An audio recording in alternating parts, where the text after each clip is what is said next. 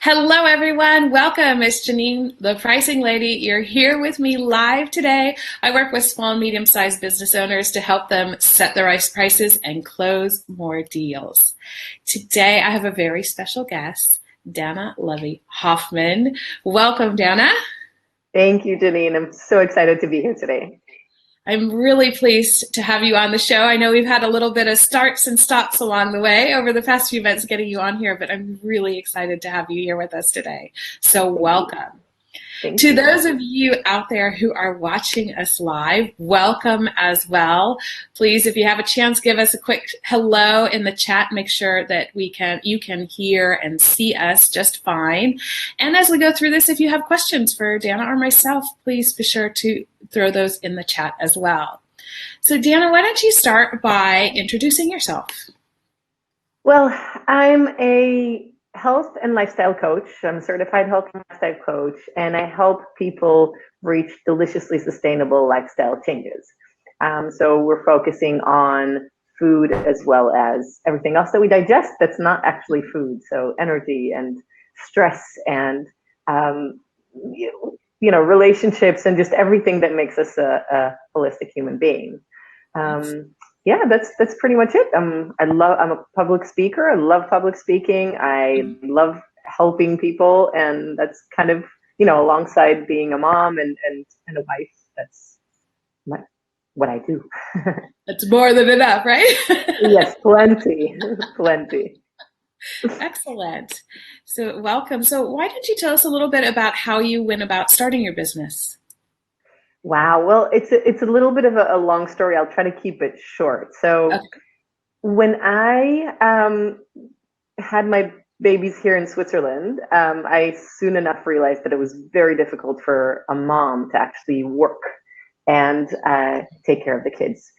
So I actually took over an idea from my mom, who started a cooking class in her home, and tweaked it a little bit because I couldn't deal with giving other kids things that I wouldn't give my own. So I made it into a healthy kids cooking classes for kids and their parents. And that kind of, evolved into the parents coming up to me and saying, oh, you need to coach me, you need to teach me and come to my home and things like that. And that developed naturally into the coaching that I'm doing nowadays. Okay. And it was it was very rough at the beginning. It was very difficult, especially when we're talking about pricing. Right. I felt like no matter what price I put on my courses, for example, no one's going to be happy with. Right. So, people said it was too high. Other people would come numerous times. So I was like, well, obviously it's not that high when they know it's what they're being given. But it put me in this struggle of really working super hard and not making enough money to make sense out of it all. Right. So then when I started actually with the coaching, it was very different. It was me trying to give the lowest price possible so that people work with me. Okay. And if you know me, you know that I give my heart and soul. And so I felt very underpaid and unappreciated for what I give. Mm-hmm. And that was basically kind of a big problem for me, because I moved from one thing that wasn't making me enough money and, killing me at the same time, to another thing that was maybe a little bit easier physically. I didn't have to schlep like boxes and go and do courses. It was online. But at the same time, it was very difficult to feel underpriced. Right. So what do you think led to this, to being underpriced? I think it was a fear of what do people say, and will I have clients? That was the first fear, because it was, again, a brand new business and a new topic, and it was very very new when I started. So I mean, now you find coaches popping up everywhere. When I started, it was not even a known term. Okay. So it was very difficult, and the only way that I could figure out how to price myself was to kind of look around and try to research online what people are charging and go lower. Yeah, there it is.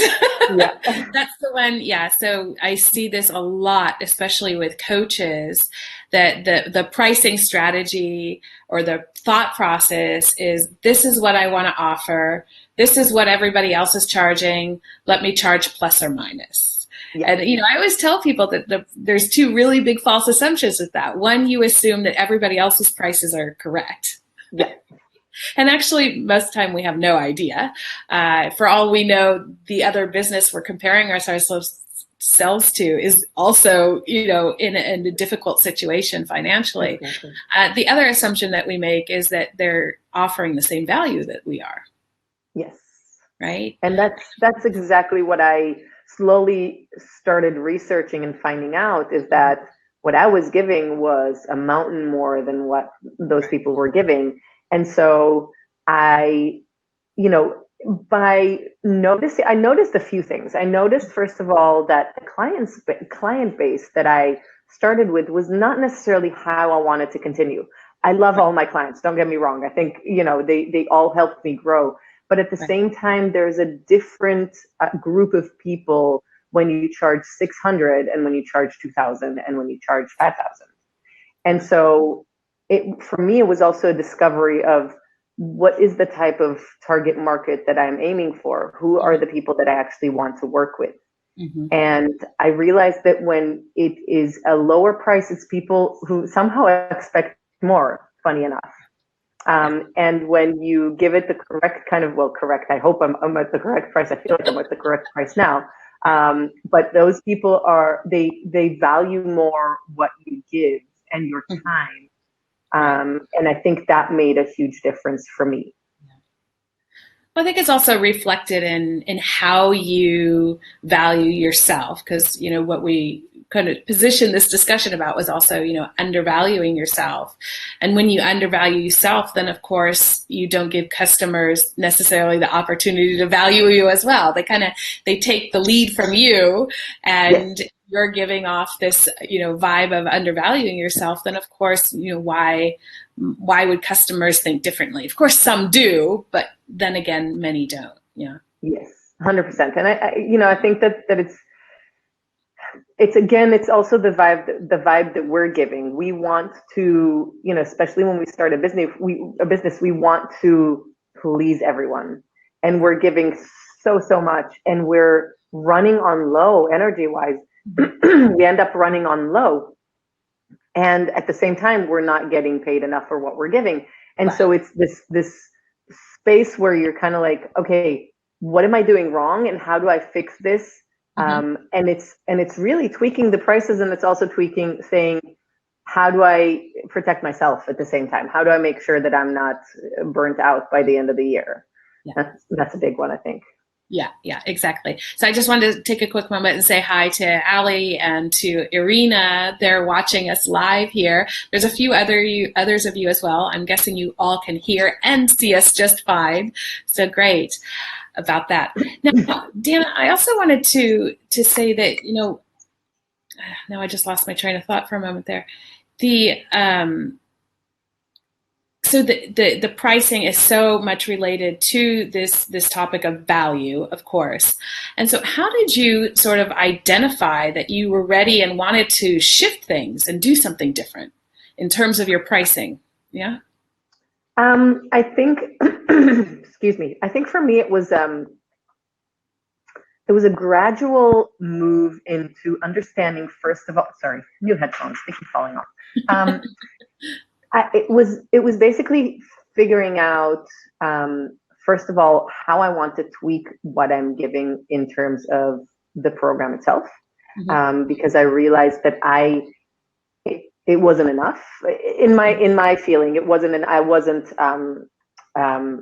helping them long enough for me to feel comfortable to let them go, right. And so that was part of the thing. That was one of the first things that kind of led me to think, okay, things need to change a little bit. And then from there I kind of said, well, okay, I'm drastically changing the program. I'm, doubling the amount of time, so I kind of looked at it and said, right, I'm scratching off everything that I did before, Right. And I want to know, how much do I feel comfortable getting paid per hour or per session or per whatever it may be, to feel like I am actually being given what I give or what I deserve in a way. I don't like the word deserve, but if I'm actually getting, what I think I am putting into this relationship in this job. And what they're getting, ultimately what they're getting out of it. I mean, customers, whenever they're looking for a product or service of some sort, at some subconscious level, they're thinking, what's in this for me? And they're doing some sort of subconscious calculation about, yes, this is in balance, or no, it's not. And so I oftentimes talk about this price value scale. What I think is really important about what you said is that a lot of times it may not be adjusting the price as much as it is adjusting the value. Right? Yeah. So sometimes you're going to need to adjust price. And I go this way. I don't talk a lot about adjusting this way because while there are cases where you need to go lower in price, most people need to actually be charging a bit more or adjusting what they offer. Now, when you look at adjusting from the value side of the scale, you actually have a lot more options for what to do and how to do it. Yes, especially 100%. Having a conversation with a customer, right? 100%. I think so as well. And I think that also, when you're looking at the price and when you're looking, I think it brings me back to what I said before, is you have to feel like what you're doing, that it's worth your while in a way, right? And not that money is everything, but at the end of the day, we're putting in, when you're a business owner, there's no such thing as 9-to-5 job. You're putting in 24/7. You're going to sleep with that job in your head, and you're waking up with that job in your head. And there are no weekends, and there are no, when there's a job, there's a job. And so there's that, first of all, to say, okay, realistically, when I work with a client, yes, I have a call with them once every 2 weeks, for example, for 6 months. It's not just that 1 hour every 2 weeks that I'm putting into that client. I'm sending them emails, I'm putting together events, I'm doing this and that. And for me, I don't want to feel like, great, now I have to do this. I want to keep motivated, and I want to keep this, I want to keep the fire in me with it, in the job. So to me, it's kind of like, yes, it is money related, because I am reinvesting money into the company. I am, giving a lot to my clients. And I think that shouldn't be left aside. I think you have to really appreciate yourself and what you're doing. And that brings me to a whole different topic that I work with my clients, but, valuing yourself in a way, not only price, but literally valuing yourself as a person and as a human being. Yeah. No, that's a very, very important and valid point. So I think there's two things in there. One is sort of, and you mentioned it earlier as well, is these boundaries that you have for yourself first, but then also with your clients is an important part of what you deliver, especially in service-based business, because time is limited. The other thing that I think is brilliant, and I was having this conversation with a friend yesterday as well, is that, you make an offer, especially in services, consulting, coaching, whatever, you make an offer and, people start doing some sort of math, whether it's hours or days or whatever it is. And then they say, oh, that's really expensive, this rate per day or per hour. They're not, as a customer, you also have to think of it in terms of, okay, well, what does it take to create that day? What has gone into it over the weeks, months, years beforehand that enables this service provider to be able to create that day or that hour for you? And exactly. I think that's super important to value that. And to add to that, there's also the factor of how long will it stay with me after we're done working together? Right? A lot of the work that coaches do is the idea of helping you create a different lifestyle, right? Whether it's pricing, whether it's, like what we learned from you is not things that we're forgetting as soon as we're done with a call. So it's understanding that these tools that you're being given are actually tools for life. And to break down that for the rest of your life is going to be peanuts per hour, per day, per whatever you're calculating. For whatever, right? Right. And this is something I emphasize with my clients all the time is that, this isn't something that you just use today. It's there as something for you well into the future. And it's about building those skills, that know-how, that quality of life or quality in your business over a period of time. It's not this one shot thing that you've got in the moment. Yeah. Yeah, exactly. So Danna, what did it feel like when you were able to start shifting that and sort of find this balance for yourself in terms of how you valued yourself and what that meant in terms of your pricing? I think the first thing that I realized was, first of all, that it was just as easy / hard to get a client in the lower price range than it is in the higher price range. So my fear was like, how am I going to get clients to pay what I'm charging now? And I realized that it was the same. It was really the same. So that was a huge one for me to understand, to jump over that fear of, oh, great, now I'm not going to find anyone who's going to want to pay this. It's funny, the stories we tell ourselves, yeah?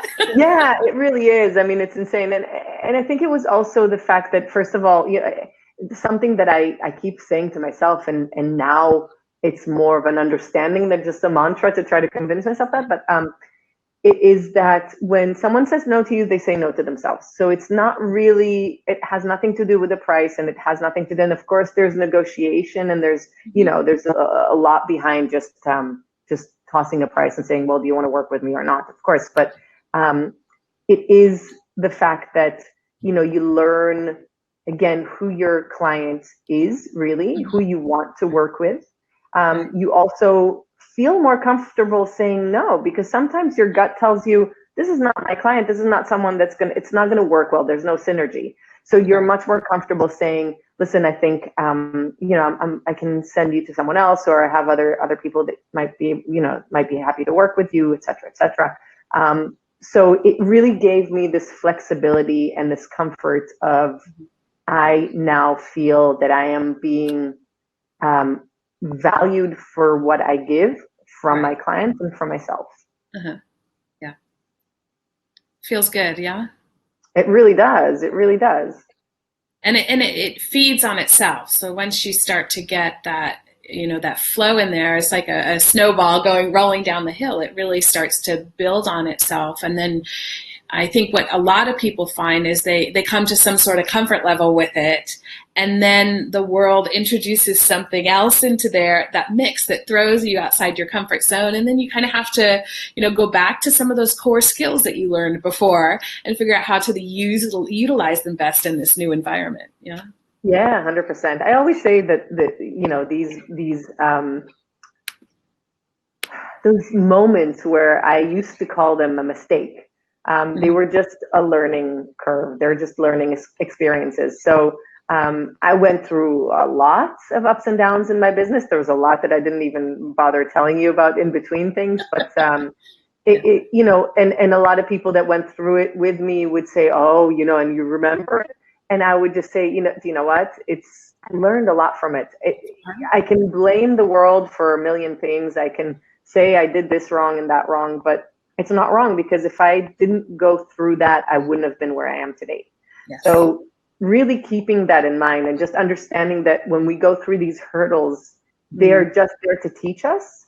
And always, and I'm saying always because I've been through so many of them, always when you're at your lowest point, just wait one more day, 2 more days. It's going to be like the most amazing time of your life. So there's always this crazy up after this very low, depressing, like, how it is as an entrepreneur. It's kind of like this crazy emotional madness, especially for feminine energy, to go through. But it is always going to turn out well as long as you persist. Yeah, it does. It does. It's true. It's true. Sometimes you just have to hold on in there, and other times you actually have to allow it to come as well. Yeah. I know for myself, sometimes I fight things, and then if I just relax a little bit, it's like all of a sudden, oh, okay, there it is.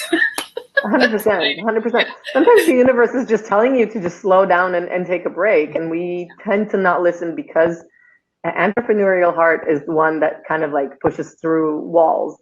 Right. But sometimes we need to let that wall just slow us down a little bit, take a breather, and then things will just fall into place. That's very true. Yeah. So hello, everyone. I see that we have a few more people watching. Allison, I see you're there as well. Hello. It's been a while since I've seen Allison. And she said hello to both of us, Danna. Danna, I wonder if anybody has a quick question. I need to wrap this up soon, but if anybody has a quick question for Danna or myself, quickly type it into the chat below. If you don't get it typed in there before we log off, then one of us or both of us will also address your questions in the comments afterwards. So Danna, as we're starting to kind of turn it down here, wrap things up, what's something that you'd like to share with everybody about their own pricing journey and what they can maybe do a little bit differently? Honestly, talking to someone who knows what they're talking about, like yourself and others, is very helpful. I think that's something that I thought for a while or didn't know was available. So I think really just kind of having someone to bounce off these ideas and worries and concerns, and having this kind of team behind you, I think is super, super important as an entrepreneur, no matter what you do. Yeah. So that's definitely one. And I think, of course, coming from my own background, I think knowing how to manage stress and how to really do appreciate yourself way beyond, just work and the service that you give, just really appreciating your body, appreciating your mind, and bringing yourself to that point where you are allowing yourself to price correctly, to eat correctly, to live correctly. It doesn't actually matter what aspect of life. You have to go through that. You have to go through the love and respect for yourself in order to reach that. So I think those are probably the two tips that I would say. And it comes down to, just talking to an expert, knowing how to go about these hurdles, really. Excellent. Thank you so much for sharing. I'm sure I'll speak for myself and those who are watching that those are two wonderful tips. So thank you very much for that, Danna. If people want to get in touch with you or find out more about you, where can they reach you? They can definitely go on my website, www.organilicious.ch. I'm on pretty much every social media channel out there: Facebook, Instagram, Twitter, LinkedIn, etc. So I'm always happy to hear from people. We also have a closed Facebook group, a highly growing Facebook group, where I'll post the link to it later on, where you can just kind of join us and get some nice freebies and talk about everything that has to do with delicious, sustainable lifestyle and changes. Okay. And so that's basically it. I'd love to hear from anyone. Right. Super. Well, thank you so much for that. And really, thank you for being here as well. I really enjoyed having this little chat with you. And I appreciate you sharing your own pricing journey with others out here. I think that we can learn a lot from each other. And just because we have a new business doesn't necessarily mean we have to reinvent the wheel, right? 100%. That's so true. Thank you so much for having me, Janine. I really enjoyed this conversation. Right. So just to wrap this up, ladies and gentlemen, thank you so much for joining us today. I saw there's a nice group of you who have actually stayed with us live throughout. So hello to all of you, and thank you very much. Of course, if you have any questions about pricing, you know where to find me. You can also go over to thepricinglady.com and find out more about how to work with me as well. So until next time, actually next week, I didn't mention this before, but I'm actually coming to you live from Dubai today, where I'm visiting a friend of mine for a couple days.